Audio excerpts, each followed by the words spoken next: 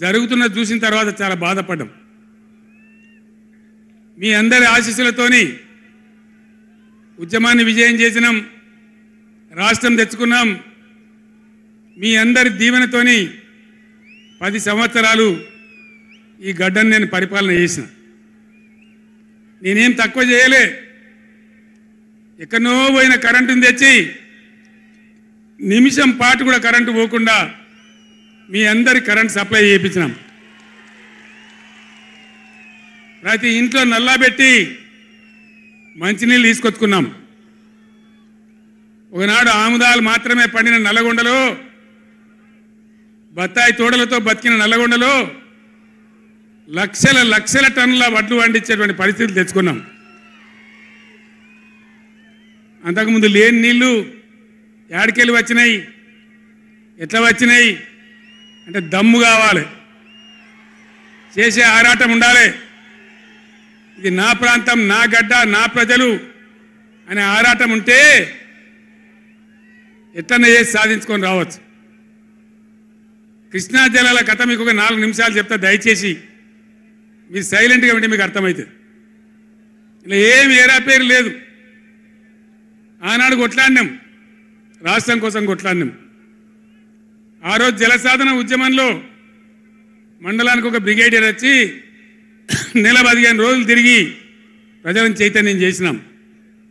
ఆ రోజు నేనే రాసిన పాట, పక్కన కృష్ణమ్మ ఉన్న ఫలితమేమీ లేకపాయే అని ఏడ్చినాం ఆ రోజు.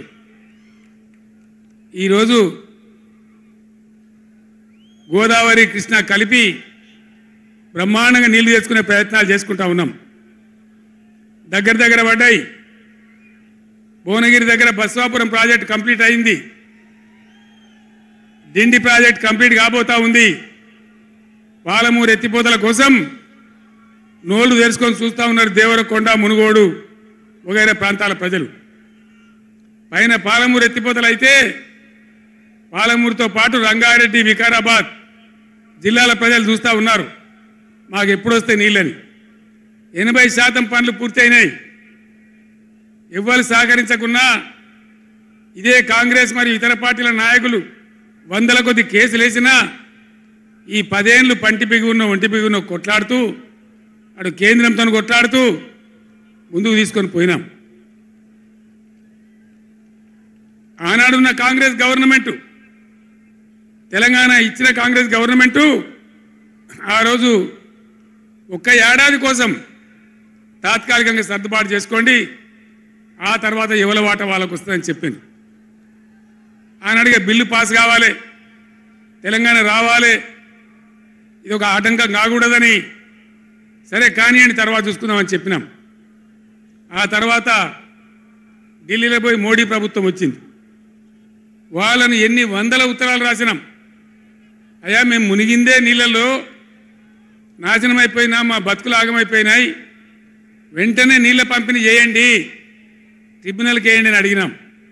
వేయలే. వేయకపోతే సుప్రీంకోర్టుకు పోయినాం. సుప్రీంకోర్టుకు పోయి తగాదా పెట్టినాం. ఆ తర్వాత కూడా వేయలే. తర్వాత ఒక రోజు మళ్ళీ మీటింగ్ జరిగితే నేను గట్టిగా నిలదీస్తే మీరు కేసు బంద్ చేయండి, మేము ట్రిబ్యునల్కి ఇస్తామని చెప్పినారు. సరే మంచి మాట ఇచ్చేటోళ్ళు వాళ్ళు కాబట్టి, కేంద్ర ప్రభుత్వం కాబట్టి కేసు విత్డ్రా చేసుకున్నాం. ఆ తదనంతరం వేయలే ట్రిబ్యునల్ తొందరగా. 100 ఉత్తరాలు రాసిన నేను. ఇగో నా పక్కనే కూర్చున్నారు కేశవరావు గారు, నామా నాగేశ్వరరావు గారు, స్టేజ్ మీద మన పార్లమెంట్ మెంబర్లు అందరు ఉన్నారు, మన ఎంపీలు అందరు ఉన్నారు. లోక్సభను స్తంభింపజేసినాం. మా ఎంపీ రంజిత్ రెడ్డి, ప్రభాకర్ రెడ్డి కూడా అప్పుడు ఎంపీగా ఉండే.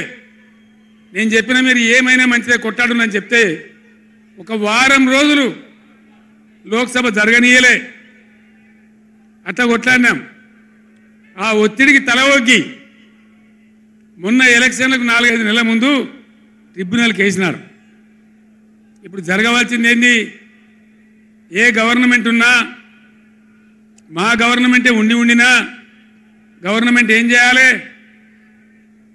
ట్రిబ్యునల్ ముందర పోయి గట్టిగా వాదించి చరిత్ర మొత్తం చెప్పి, మన అవసరాలు చెప్పి, మన కరువు చెప్పి, మన బాధలు చెప్పి, ఇగో మా వాటా ఇంత రావాలి అని కొట్లాడాలి.